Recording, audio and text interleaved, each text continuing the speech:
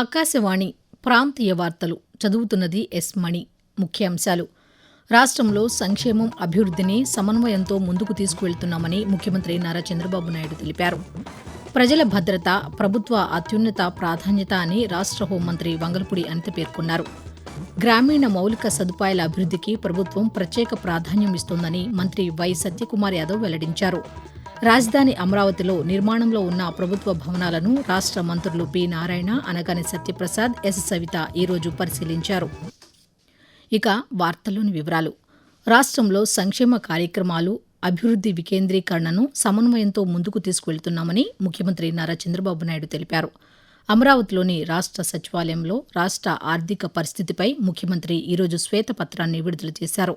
ఈ సందర్భంగా ప్రభుత్వ ఆదాయం, వ్యయం, ఆర్థిక నిర్వహణ, సంక్షేమ పథకాల అమలు, అభివృద్ధి కార్యక్రమాలకు నిధుల కేటాయింపు వంటి అంశాలపై వివరాలను ముఖ్యమంత్రి తెలియజేశారు. రాజధాని అమరావతి నిర్మాణంతో పాటు పోలవరం సహా రాష్ట్రంలోని కీలక మౌలిక సదుపాయాల ప్రాజెక్టుల పునర్నిర్మాణాన్ని చేపట్టామని తెలిపారు. రాష్ట్ర ఆర్థిక వ్యవస్థకు సంబంధించిన అంశాలను పారదర్శకంగా ప్రజలకు తెలియజేయడమే ఈ శ్వేతపత్రం విడుదల ప్రధాన ఉద్దేశమని చంద్రబాబు నాయుడు తెలియజేస్తూ, ఆ రోజు ఏదైతే మేము ఎలక్షన్ ముందు చెప్పామో దాని ప్రకారం ఈ 2 సంవత్సరాల్లో అనునిత్యం పనిచేసి ఏం చేయాలో చేశాం, కొంతవరకు సెట్ చేయగలిగాం. Reviving brand Andhra. Once brand Andhra revive అయితే మిగిలినటని కూడా ఆటోమేటిక్గా ఫ్లో వస్తుంది. ఫుల్ఫిల్లింగ్ వెల్ఫేర్ కమిట్మెంట్స్, ఊపిరి పీల్చుకోలేని ఆర్థిక వ్యవస్థ అయినా కూడా ఫుల్ఫిల్ చేస్తున్నాం. మేము చెప్పినట్టు అన్నీ చేసుకుంటూ డేట్స్ పెట్టి ఆ డేట్ ప్రకారం అమలు చేస్తూ వస్తున్నాం. రాష్ట్రంలో ప్రజల భద్రత ప్రభుత్వ అత్యున్నత ప్రాధాన్యత అని హోంమంత్రి వంగలపూడి అనిత పేర్కొన్నారు. సాంకేతికత, సమర్థవంతమైన పోలీసింగ్, నిరంతర పర్యవేక్షణతో ఆంధ్రప్రదేశ్లో నేరాల నియంత్రణలో కొత్త ప్రమాణాలు నెలకొల్పుతున్నామని సామాజిక మాధ్యమం ఎక్స్ వేదికగా ఈరోజు తెలిపారు. రాష్ట్రంలో మొత్తం నేరాలు 6.17%, మహిళలపై నేరాలు 9.8%, హత్యలు 53.9% తగ్గాయని వెల్లడించారు. అలాగే నేరాలకు వేసే శిక్షల రేటు 50.1% పెరగడం పోలీసు శాఖ పనితీరుకు నిదర్శనమన్నారు. నేరాలను అరికట్టడమే కాకుండా నేరస్తులకు శిక్ష పడేలా దర్యాప్తు వ్యవస్థను మరింత బలోపేతం చేస్తున్నామని మంత్రి అనిత తెలిపారు.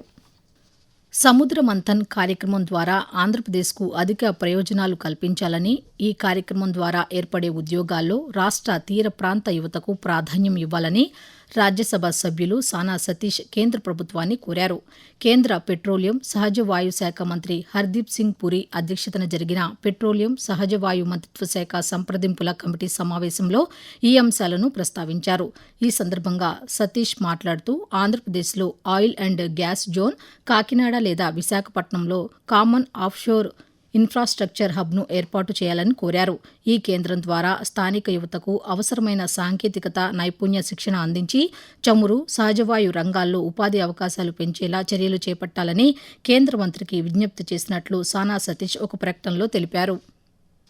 ఏలూరు జిల్లాలోని చాట్రాయి మండలం చనుబండ గ్రామంలో పలు అభివృద్ధి కార్యక్రమాలను రాష్ట్ర వైద్య, ఆరోగ్య, కుటుంబ సంక్షేమ శాఖ మంత్రి వై సత్యకుమార్ యాదవ్, రాష్ట్ర గృహ నిర్మాణ శాఖ మంత్రి కొలుసు పార్థసారథితో కలిసి ఈరోజు ప్రారంభించారు.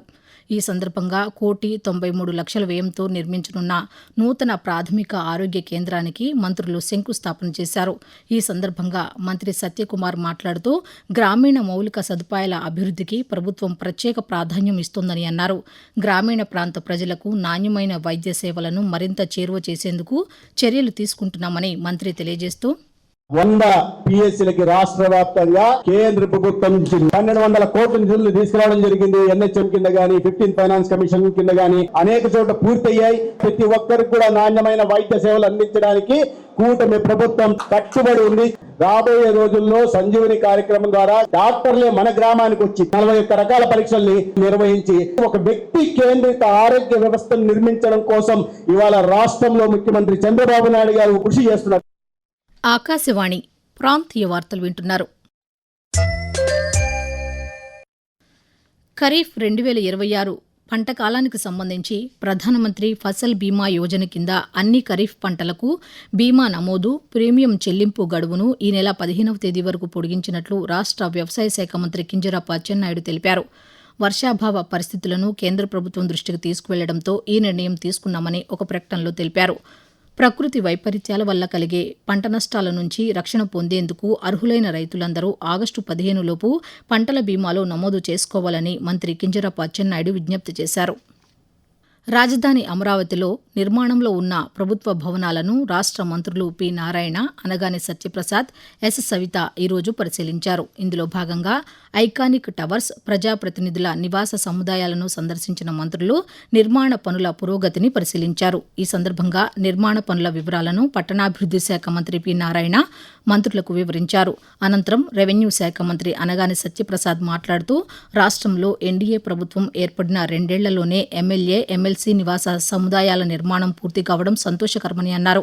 ఈ నెల 13వ తేదీన ఈ నివాసాలను సాధారణ పరిపాలనా శాఖకు అధికారికంగా అప్పగించనున్నామని మంత్రి వెల్లడిస్తూ, ఆంధ్ర రాష్ట్ర ప్రజలందరూ కూడా గర్వించే విధంగా మంచి రాజధాని కట్టాలని చెప్పేసి తక్కువ సమయంలో అద్భుతమైన కట్టడాలు తీసుకురావడం, ఐకానిక్ టవర్స్ అవ్వచ్చు, సెక్రటరియట్ అవ్వచ్చు, అసెంబ్లీ అవ్వచ్చు, అలాగే ministers quarters, judges quarters, IAS quarters అవ్వచ్చు, ఇవన్నీ కూడా త్వరలో పూర్తవుతుంది. చాలా ఆనందంగా ఉంది. అలాగే నూతనమైన టెక్నాలజీ ఈ యొక్క ఐకానిక్ టవర్స్ కూడా వాడుతూ ఉన్నాం. అంటే మన భారతదేశంలో ఎప్పుడు కూడా ఇలాంటి టెక్నాలజీ వాడలేదు.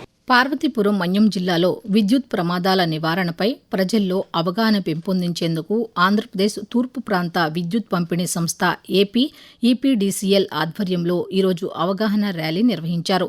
ఈ కార్యక్రమాన్ని జిల్లా సూపరింటెండింగ్ ఇంజనీర్ పి. త్రినాథరావు ప్రారంభించారు. అనంతరం ఆయన మాట్లాడుతూ ప్రజల్లో విద్యుత్ భద్రతపై అవగాహన కల్పించడం, ప్రమాదాలను నివారించడమే లక్ష్యంగా ఈ కార్యక్రమం చేపట్టామని చెప్పారు. తడి చేతులతో లేదా తడి బట్టలతో విద్యుత్ పరికరాలను తాకరాదని, నాణ్యమైన విద్యుత్ పరికరాలనే వినియోగించాలని సూచించారు.